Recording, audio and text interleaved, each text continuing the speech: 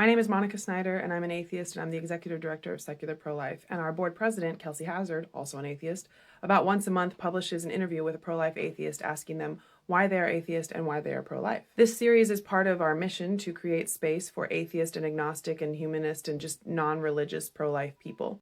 That part of our mission can be kind of challenging because not only are pro-life activist circles typically pretty overtly Christian and kind of alienating to anyone who doesn't happen to be very overtly Christian, but also non-religious pro-life people are more likely to run in social and professional circles that are very overwhelmingly pro-choice, or at least appear to be, and that tends to intimidate and silence secular pro-life people. One of the effects of this phenomenon is that we are more likely to have atheist donors and volunteers, or agnostic or humanist or whatever, who ask to remain anonymous because they are not out as pro-life in their own social and professional circles. I sympathize with why coming out as pro-life can be very intimidating for people who don't personally know anyone else who is pro-life. I really do.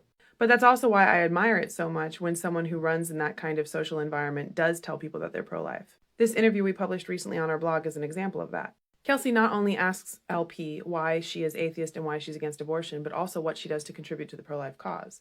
And LP says, I know I should do more, but being present and letting folks know that you can be a progressive and be pro-life and that those views are not incongruent. Donating money and time are probably the easy ones. Being the only pro-life person in your friends and family group, the harder. So she says she knows she should do more, and I'm always happy for people to do more, but actually telling your immediate social circle that you're pro-life when you are a non-conventional, non-traditional pro-life person is a very powerful form of activism. In many cases, you may be literally the only pro-life person that they know, or that they know that they know.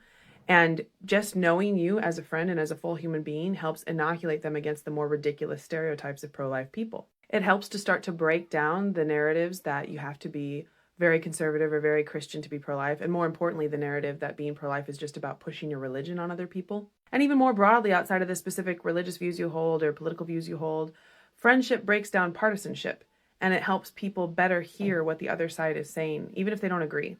I've seen this directly in my own life. For most of my adulthood, I was the only pro-life person in many of my social circles, and I had pro-choice friends tell me that I had really changed their view, not necessarily to convert them completely to being pro-life, but just to keep them from the more extreme assumptions of the pro-choice side. Although also some of them have since converted to being pro-life. So if you're a non-traditional pro-life person and you feel like you don't have the time or the money or the resources to do any meaningful pro-life activism, please consider the idea that just telling even a couple of your friends or coworkers or whoever that you are not okay with abortion, that is a form of pro-life activism.